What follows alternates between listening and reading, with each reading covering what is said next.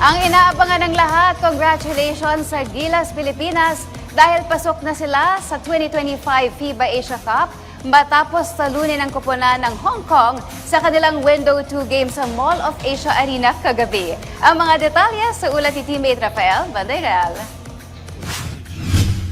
Perpekto pa rin ang kartada ng Gilas Pilipinas sa FIBA Asia Cup qualifiers matapos tambakan ang koponan ng Hong Kong sa naturang kompetisyon. 4 wins with no losses ang record ng koponan ni Coach Tim Cone sa pagsasara ng Window 2. Dahil dyan, kwalipikado na sila sa FIBA Asia Cup na idarao sa Saudi Arabia sa Agosto ng susunod na taon.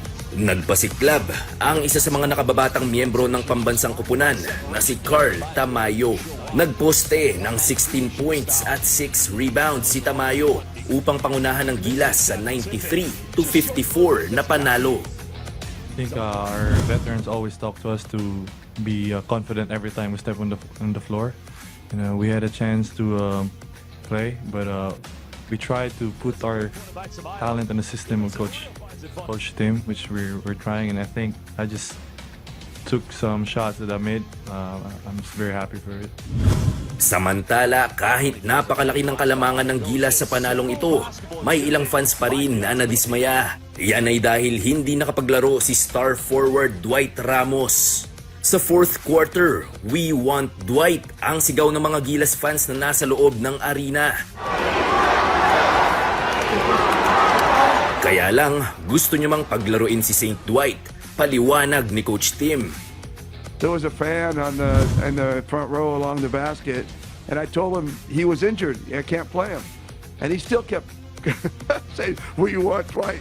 We want Dwight." Yeah, I mean, I love Dwight. I mean, I'm like all the girls, you know. I love Dwight. I just love him for different reasons, right? I mean, I love him for his basketball mind and his talent. He's got an incredible basketball mind. Girls like him for his looks. I can't like him for his looks.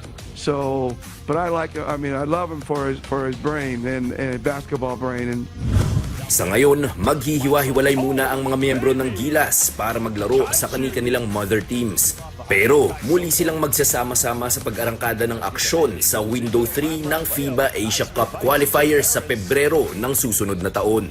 Rafael Banderal para sa Pambansang TV sa Bagong Pilipinas.